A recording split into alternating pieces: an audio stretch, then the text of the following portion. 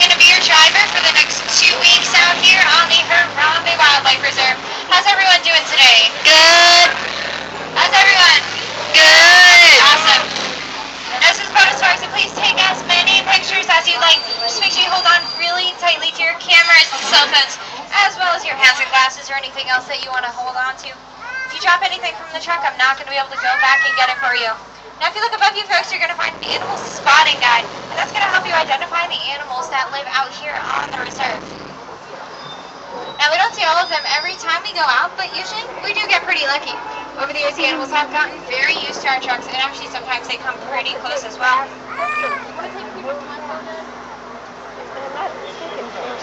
And I'm just waiting for final clearance to go on and head into the reserve.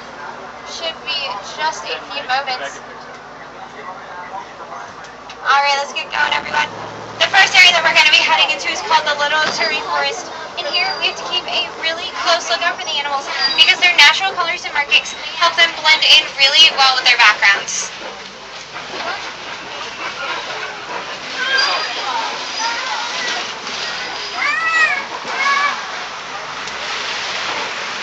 First off, on the right-hand side, spotting an animal over there with some stripes on. So there's two of them. Those are called the okapi. And most people see the okapi and immediately think that it must be related to the zebra because of the stripes, but it's actually not. The okapi is the closest known relative of the giraffe, and you can tell that by looking at its face. They have a very similar structure. And the okapi is a very shy and reclusive animal. It was not discovered by the Western world until about 1901. Now here in Africa, water holes are very important gathering places, especially for some of the more rare species, like the black rhino.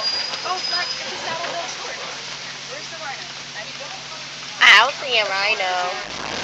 Whatever the rhino is, it's And we don't always get to see the black rhino because they've been so severely poached for their horns over the years that there are less than 5,000 remaining in the entire world. But there's a beautiful view of the black rhino up on the left, and also I just want to point on the left-hand side the stuff hanging out in the water there. and The black dirty. rhino can actually weigh up to about 3,000 pounds or so and run up to 35 miles per hour. Sorry, I'm just trying to keep myself from getting completely soaked. Good enough. Oh, it smells like poo. And please let me know if you see an animal that I don't see, especially because now that I put down this flap right next to me, it does make it a little more difficult for me to find them. I'm keeping on this side.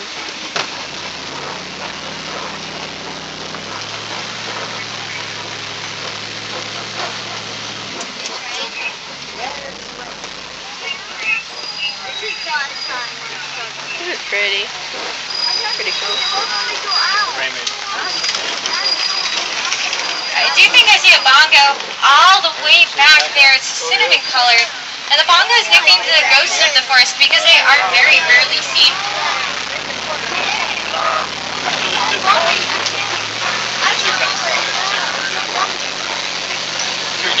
Alright, so now we're going to be heading into an area called Safi River. One of the animals we get to see here a lot of the time is the Nile hippopotamus. As we go through this area, make sure you look really closely into the water. These animals spend almost all their time totally submerged I saw 20, Kaylee. the water. Kaylee, scoot your butt out. Now, if you look actually on the right, there's one that's actually come out of the water. Should be somewhere around.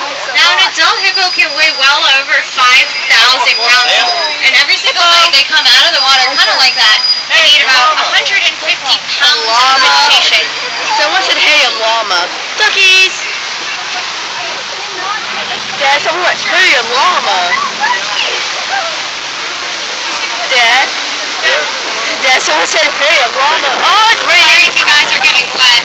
It's okay. I'm going to point out the greatest birds on the island on the left-hand side are called the pink-backed pelicans. I think it's their from the pinkish color that shows up during their mating season only.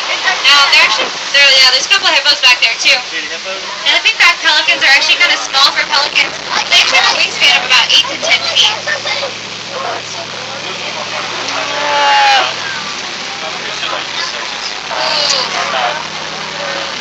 Of course, it's raining sideways, so it's like coming in through this side.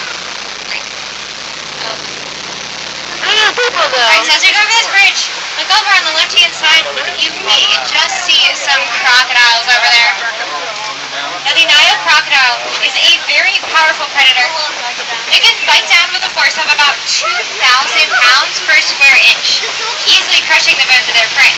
Now, for that reason, I don't like hanging out here for too long. So let's just go and get out of here.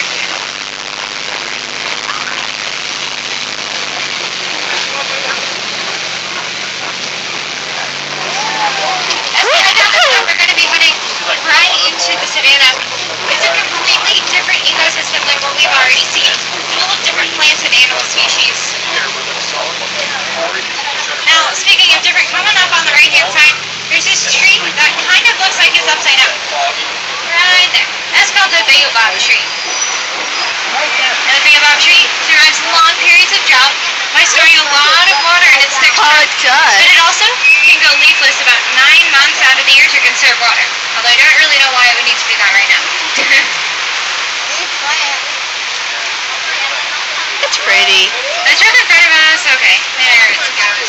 Just want to make sure we have enough room to make this corner. No, there's a...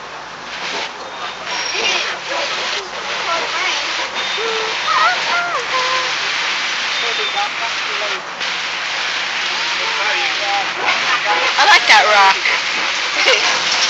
Now, even with the rain, this is still one of the best views in the whole reserve. Shows these Serengeti grasslands.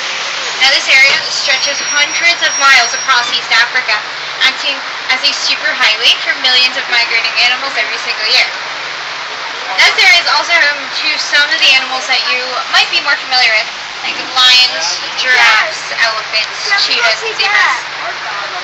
This is the wild Africa that we are all working so hard to protect today.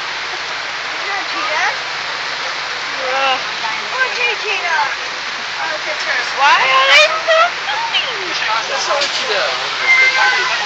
I don't really know why we're not paving, but I'm sure there's a reason behind it.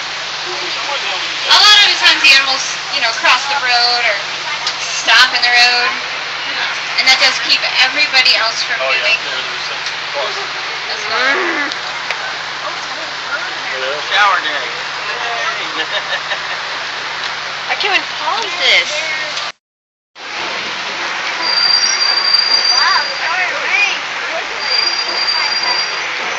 That one was off and it's something.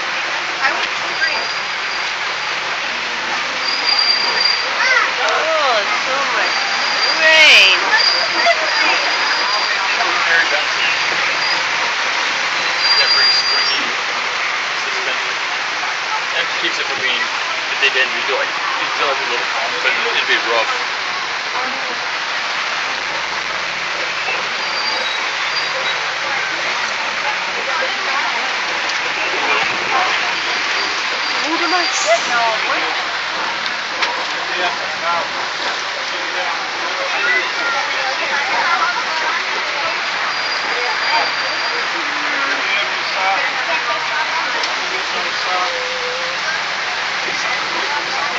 So then this is at like a ride. It's really fast because everything gets dark and I can't record it at all.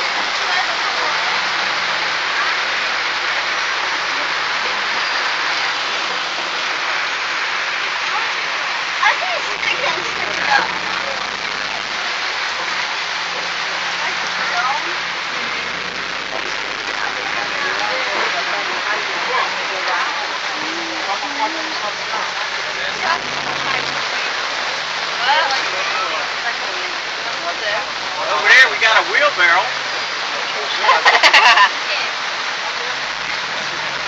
This is like, over here we got a wheelbarrow. Oh.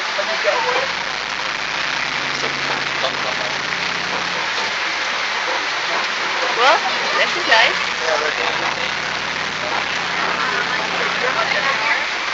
Right on the rain. Well, I just happens on the rain today because this is actually nice.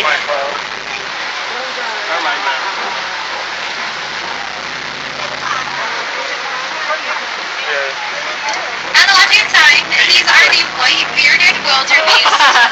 In Afrikaans, their name means wild beast, and they have one of the largest animal migrations in the entire world. They're so tiny. They're cute. Nice butt. And also on both sides of the trunk there.